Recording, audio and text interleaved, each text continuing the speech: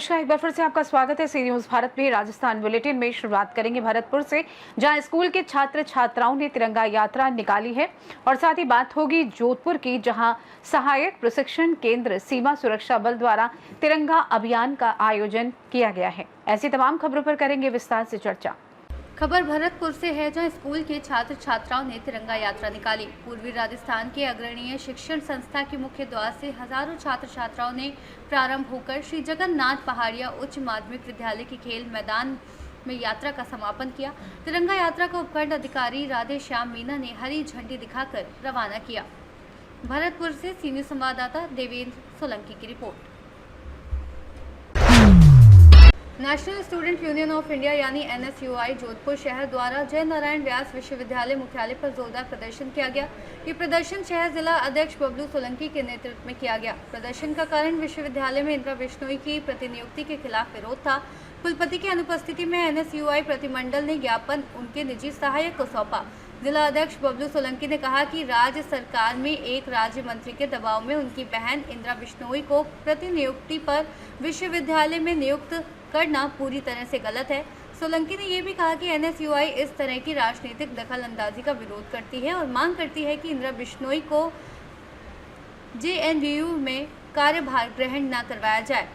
उन्होंने चेतावनी दी कि यदि विश्वविद्यालय प्रशासन ने उनकी मांग पर ध्यान नहीं दिया और इंदिरा बिश्नोई को ज्वाइनिंग दी गई तो NSUI जोधपुर उग्र आंदोलन शुरू करेगी।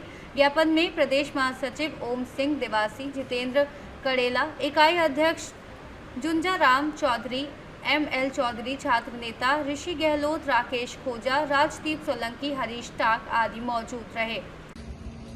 आज NSUI जोधपुर परिवार द्वारा जय नारायण व्यास विश्वविद्यालय के कुलपति के नाम कुलपति के निजी सचिव को ज्ञापन सौंपकर हमने मांग की कि डूंगर कॉलेज के अंदर, बीकानेर के अंदर असिस्टेंट प्रोफेसर इंदिरा बिश्नोई, जो कि राजस्थान सरकार में राज्य मंत्री जी की रिश्ते के अंदर बहन भी है, उनको यह कार्य व्यवस्था के रूप में लगाया गया है। पहले तो शिक्षा विभाग ने इसके आदेश जारी किए, फिर उस शिक्षा विभाग ने इसके आदेश जारी किए जब रजिस्ट्रार ने ज्वाइन कराने से मना कर दिया।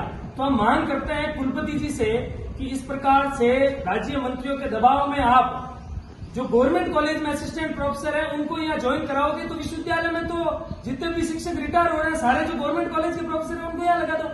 रसूखदार जो मंत्री जो बने हुए हैं सरकार के अंदर, जो सत्ता के अंदर जो बैठे हैं, उनके दबाव के अंदर जिस प्रकार से राजस्थान सरकार का जो शिक्षा विभाग का प्रशासन जो आदेश जारी कर रहा है और यहाँ उनको ज्वाइन कराया जा रहा है, अभी तक जहाँ जानकारी मिली ज्वाइन नहीं कराया। हम मांग करते हैं कुलपति महोदय से कि इस प्रकार की जो इंदिरा बिश्नोई जी की जो नियुक्ति है या जो डेपुटेशन पे जो लगाया गया है उनको ज्वाइन नहीं कराया जाए, अन्यथा NSUI इस विश्वविद्यालय में और पूरे जोधपुर में उग्र आंदोलन करेगी। मंत्रियों के दबाव में किसी प्रकार का यदि ऐसा कार्य किया जाता है, मैं मांग करूंगा मंत्री जी से कि आप अपनी सत्ता का दुरुपयोग न करें। विश्वविद्यालय ऑटोनोमस बॉडी है, आप यहाँ डेपुटेशन पर नहीं लगा सकते हैं। इस प्रकार की प्रथा यहाँ प्रारंभ न करें और यदि ये ज्वाइनिंग यहाँ होती है इनकी तो NSUI पूरे जोधपुर में इस विश्वविद्यालय में उग्र आंदोलन करेगी। बबलू सोलंकी, जिला अध्यक्ष NSUI जोधपुर शहर। धन्यवाद। जोधपुर से सीनियर संवाददाता आनंद शर्मा की रिपोर्ट। जोधपुर में सहायक प्रशिक्षण केंद्र सीमा सुरक्षा बल ML गर्ग महानिरीक्षक सहायक प्रशिक्षण केंद्र के अध्यक्षता में तिरंगा अभियान का आयोजन किया गया, जिसमें सहायक प्रशिक्षण केंद्र व सीमांत मुख्यालय सीमा सुरक्षा बल राजस्थान के 10-90 अधिकारी, अधीनस्थ अधिकारी, अन्य कार्मिक व प्रशिक्षकों ने भाग लिया।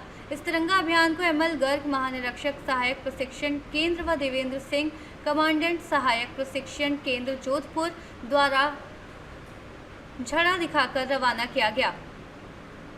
इस अभियान का मुख्य आकर्षण का केंद्र ऊंट दस्ता, घोड़े दस्ता रहा। इस उपलक्ष्य में ML गर्ग महानिरीक्षक ने बताया कि पिछले कई साल से तिरंगा अभियान का आयोजन किया जाता रहा। इस वर्ष भी सीमा सुरक्षा बल इस अभियान से जुड़कर देश की जनता के साथ मिलकर इस पर्व को मना रही है। जोधपुर से सीनियर संवाददाता आनंद शर्मा की रिपोर्ट। खबर कोटा से है, जहां लाडपुरा विधानसभा क्षेत्र की ग्राम पंचायत कुलाना में 1 दर्जन गांव पंचायत मुख्यालय को जोड़ने वाला मार्ग कच्चा व जोखिम भरा हुआ था। इस संबंध में लाडपुरा विधायक कल्पना देवी ने कई बार यह मुद्दा विधानसभा में उठाया और इसका नतीजा अब निकला और इस मार्ग के लिए 7.12 करोड़ की राशि स्वीकृत की गई। बारिश का मौसम खत्म होने के बाद सड़क का कार्य शुरू होगा। ये सूचना जब ग्रामीणों को मिली तो ग्रामीणों ने मिठाई बांटकर खुशी जाहिर की। पूर्व सरपंच रमाकांत गौतम व लाडपुरा प्रधान हेमंत यादव गांव पहुंचे और विधायक कल्पना देवी का आभार व्यक्त किया। पीडब्ल्यूडी के अधिशासी अभियंता अशोक कुमार महावर ने बताया कि बजट घोषणा वर्ष 2023-24 के अंतर्गत सड़क से वंचित राजस्व गांव को जोड़ने के लिए 712.50 लाख की स्वीकृति प्राप्त हुई है। इसकी निविदा प्रक्रिया चल रही है। इस सड़क की निविदाएं आमंत्रित की गई हैं, लेकिन संवेदकों की हड़ताल होने के कारण निविदा में किसी संवेदक ने भाग नहीं लिया, इसलिए दोबारा निविदाएं लगाई गई हैं। एमएलए साहब विधायक कल्पना देवी जी ने हमारे लिए बहुत बहुत प्रयास किया और बहुत बार उन्होंने विधानसभा में मुद्दे भी उठाए और मुद्दे उठाने के बाद प्रयास रहा उनका, जो उनकी मेहनत भी सफल हुई। उनके कोष से भी पैसे दिए उन्होंने और पहली बार अब रोड बनने जा रहा है 70 साल के बाद हम किए। और एमएलए साहब का बहुत बहुत आभार है। डिलीवरी में कोई महिला को लेके जाते थे तो रास्ते में एम्बुलेंस नहीं आती थी, कोई भी शादी ब्याह में परेशानी आती थी, बच्चे पढ़ने जाते थे उनको भी परेशानी आती थी। जिसे हम बोल सकते हैं कि चमत्कार इसे ही बोलते हैं। 70 साल से जो पीड़ा इस इलाके के लोगों ने झेली है, मैं समझता हूँ, हमें ऐसा लगता था कि ये बहुत आदिवासी बहुल इलाका है, लेकिन विधायक महोदय ने पीड़ा उठाया कि मेरे कार्यकाल में मैं जहां तक विधायक हूं मैंने प्रण लिया है कि इस रोड को मैं बनाकर रहूंगी। और जब से भाई साहब बिरला जी लोकसभा अध्यक्ष बने, लोगों को उम्मीद बनी थी कि इसकी एनओसी सिर्फ सेंटर से ही मिल सकती है। विधायक महोदय का प्रयास और बिरला जी की एनओसी द्वारा यह कार्य संपूर्ण हुआ। मैं समझता हूँ होली दिवाली तो बहुत छोटा शब्द है, इस इलाके में जो खुशी है होली दिवाली से भी बड़ी खुशी है। ये 9 किलोमीटर शामपुरा से शुरू होगा और सारंगपुर मांडला तक ये रोड बनेगा। 7 करोड़ 12 लाख रुपए की इसकी स्वीकृति है।